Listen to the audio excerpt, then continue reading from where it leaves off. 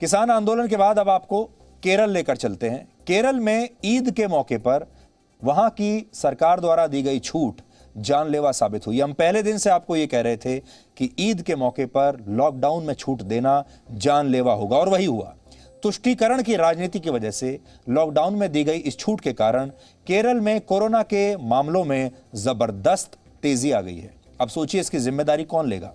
21 जुलाई को देश भर में कोरोना के कुल 41,383 नए मामले दर्ज हुए और इनमें से अकेले केरल में 17,481 नए मरीज मिले। सोचिए, देश भर के कुल मामलों में अकेले केरल की हिस्सेदारी लगभग 42% थी।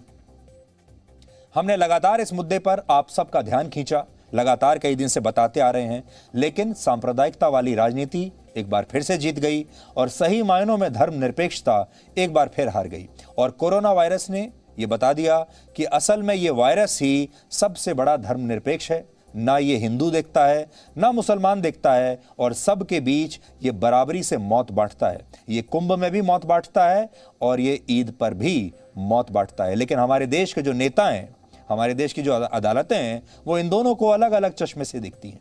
केरल में कोरोना का यह विस्फोट तब हुआ जब ईद पर लॉकडाउन में दी गई रियायत का यह मामला सुप्रीम कोर्ट में भी पहुंचा था, लेकिन सुप्रीम कोर्ट इस पर कांवड़ यात्रा की तरह रोक नहीं लगवा पाया।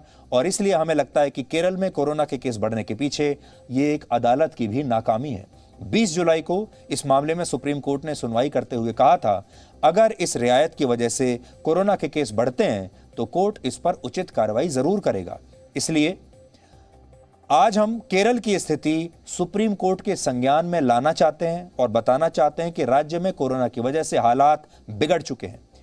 लेकिन एक अपडेट जरूर है कि केरल की सरकार ने अब वहां 24 और 25 जुलाई को संपूर्ण लॉकडाउन लगा दिया है, क्योंकि उस दिन ईद नहीं है। लेकिन अब हम ये जरूर जानना चाहेंगे कि सुप्रीम कोर्ट केरल की सरकार पर क्या कार्रवाई करता है और सुप्रीम कोर्ट कैसे ये सुनिश्चित करेगा कि इस पूरे मामले में जो कुछ हुआ है उसकी जिम्मेदारी कौन लेता है। इस पर पूरे देश की नजर सुप्रीम कोर्ट पर जरूर लगने वाली है, रहने वाली है।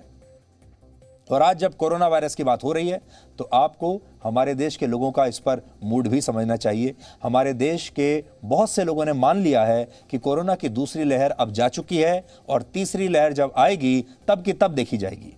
ये मूड इस समय कोरोना को लेकर हमारे देश के लोगों का है, लेकिन वैज्ञानिकों ने चेतावनी दी है कि कोरोना के प्रतिदिन मामलों का जो मौजूदा ट्रेंड है वो इस बात का संकेत है कि कोरोना की दूसरी लहर अब भी कहीं गई नहीं है। लोगों ने अभी भी दूसरी लहर को पकड़ कर ही रखा हुआ है।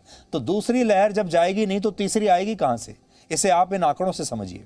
वैज्ञानिकों ने यह चिंता जताई है कि भारत में कोरोना का पॉजिटिविटी रेट गिरने की बजाय अब स्थिर हो गया है। इसे गिरना चाहिए था, लेकिन यह स्थिर है।